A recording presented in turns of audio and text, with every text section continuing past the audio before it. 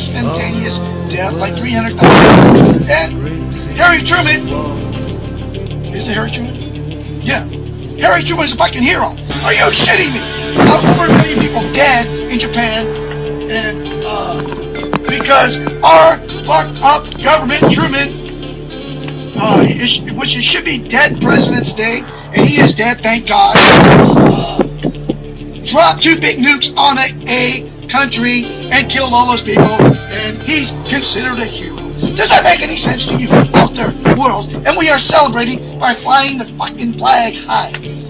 So happy should be dead President's Day. Happy shits to all these garbage freaking presidents that should be dead. That are dropping chemtrails on us and bombs on Iraq and breaking the back of this country, stole all our money. Stole our money, did 9/11 to the 9/11, we're homeless, we have no civil rights. Murdery bastards. So should be dead President's Day is our new holiday, and we're celebrating it today. Now make no mistake, CIA, because when you see this fucking video, you're gonna say, no, I'm not making no threats to no president, because I ain't stupid.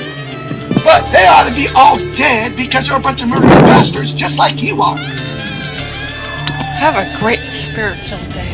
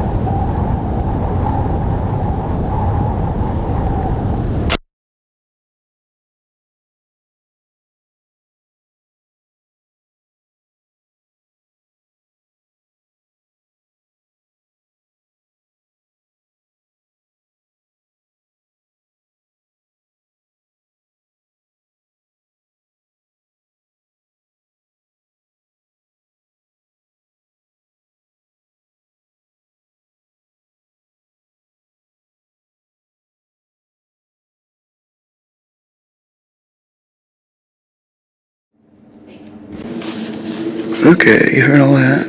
They're coming down to talk to me. Oh, how you doing? Good. My name is Doug Bickford. Johnny Fisher. Are you one of the pilots that does the weather model? Yep. Sure. Now, can you, a documentary about a couple hours. I actually came from, well, not came from working to do this place, but I've had Or iodine. silver iodine. Yeah. And the reason we use it's inert, it's environmentally safe. Right. And the amount we're using over the area you use, you'll never find it in the Right. background, you know. Now, but it burns, and when it burns into a crystal form. Mm-hmm. It looks just like an ice crystal. So when you put it in the cloud, the water says, hey, it's one of my own, and it attaches to it and freezes. Okay, so it makes clouds, basically. No, it makes ice. Oh, so it makes ice. Yeah, the cloud already has to be there. The water has, nothing comes out, no rain, no snow, whatever. Right. So is there currently projects going on in the United States right now? Yep. We have a project in North Dakota for rainfall enhancement and hail mitigation. Really? Minimizing the effects of hail. We have one in Calgary. So you can stop hail, is what you're saying? The Chinese say they can. I don't know that they can. Yeah, because the Olympics, right? So you know about that. Yeah. They said they stopped the rain. Yeah. Well. So we haven't perfected that in the United States. No. Or you guys haven't? Well, we haven't. I don't think anybody has. Really? The Chinese say they do, but scientifically, when they explain it, it doesn't make sense.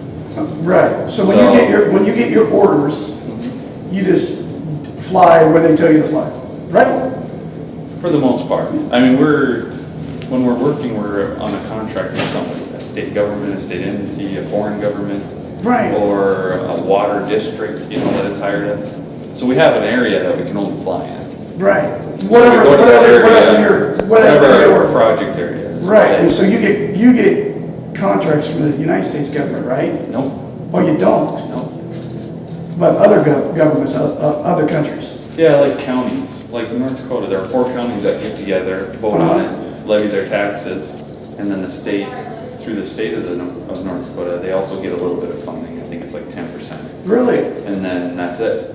Then they pay for it themselves.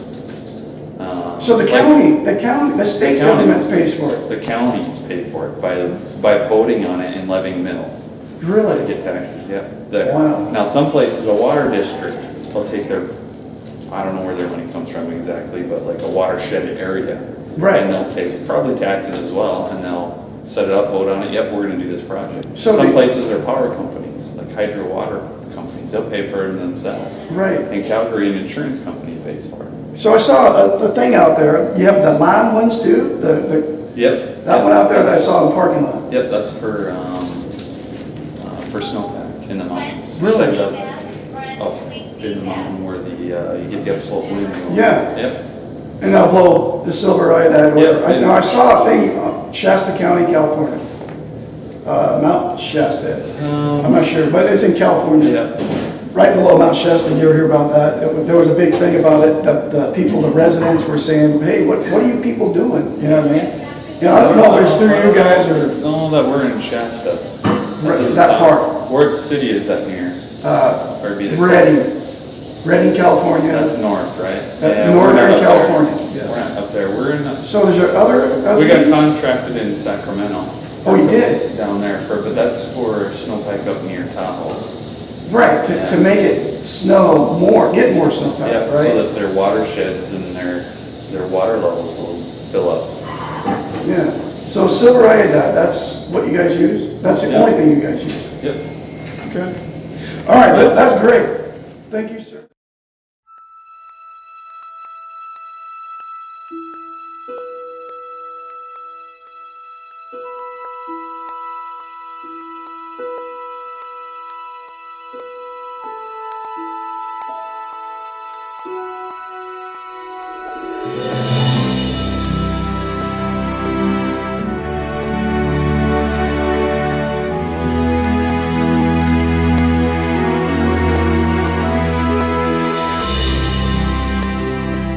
Let's say we were doing geoengineering because we wanted to make the weather a little bit better. There will be monsoon failures during that period, there'll be huge hurricanes. The global studies indicate there will be some impact on precipitation patterns. Might involve large-scale regional agricultural disruption lasting a number of years. Potentially 2 billion people could have their food disrupted by such interventions. That the aerosols can, at least in these model simulations or indicated by these simulations, can offset most climate change in most places most of the time for both precipitation and runoff. But it's likely to cause some damage in some places.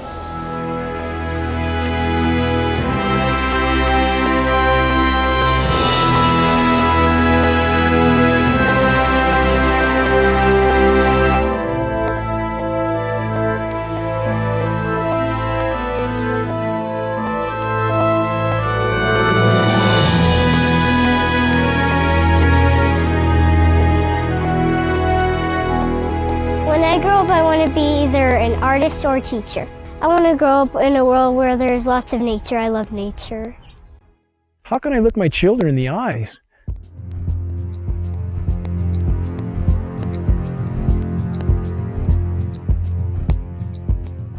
and not try to shed the light on this issue, knowing every breath they take is laden with these metals? I have been forced to conclude that there is no greater or no more immediate threat to anything that lives and breathes than the global geoengineering programs short of nuclear catastrophe.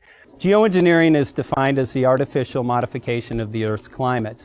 Geoengineers are proposing spraying 10 to 20 million tons of toxic aluminum and other substances into our sky for the stated goal of cooling our planet. So let me distinguish these two different kinds of geoengineering as clearly as I can. So the first one is we call solar radiation management, and that's the idea that you could put mostly reflective particles or other means to make the Earth whiter, effectively to increase the Earth's reflectivity, reducing the amount of heat that's absorbed by the sun, and therefore exerting some overall cooling tendency on the Earth. I think, though the initial results of climate models indicate that reflection of sunlight away from the Earth can offset most climate change in most places most of the time. But it will damage some places. we've mostly thought about sulfur, and nevertheless, there might be some good reasons to think about alumina. It turns out, first of all, there's been a lot of work on the environmental consequences of alumina in the stratosphere. There's a bunch of papers going back to the 70s that look at the radiative and ozone-destroying properties of alumina in the stratosphere, and those make you think it might be useful. Do this in just a jet in a very simple way. Make high-quality alumina particles just by spraying alumina vapor out, which oxidizes. So it's certainly, in principle, possible to do that. Since we released What in the World Are They Spraying?, hundreds of people from around the world have began taking rain tests. What they're finding is what many are calling the chemtrail geoengineering footprint of aluminum, barium, and strontium.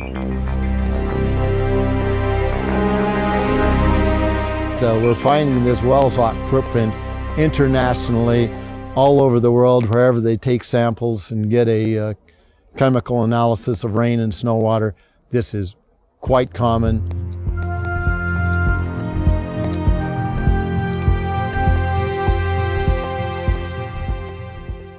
Wherever you see the jet chemtrails go over, you're going to get aluminum, barium, strontium coming down on you.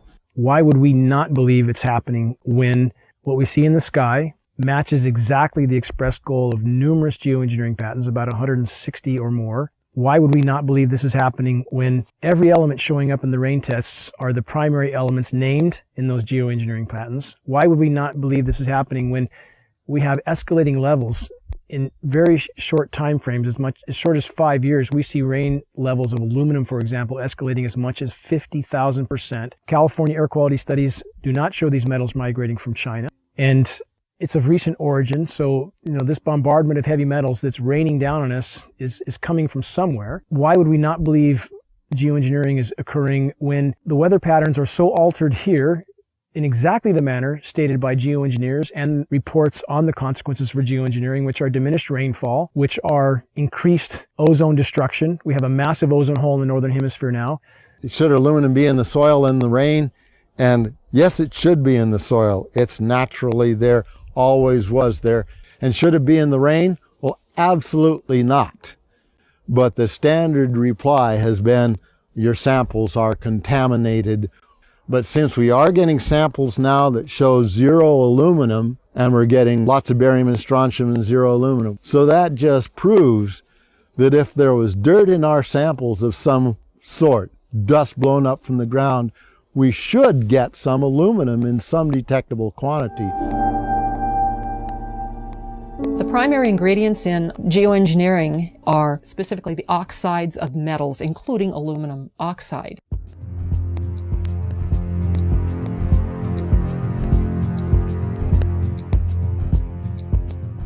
This is devastating to plants, totally devastating. The trees are dying. Why? Approximately 2 years ago, I rode in the back, and you can ride in the back of my place for miles. You can go all the way through the woods, creeks and everything, and it was, I say was, gorgeous.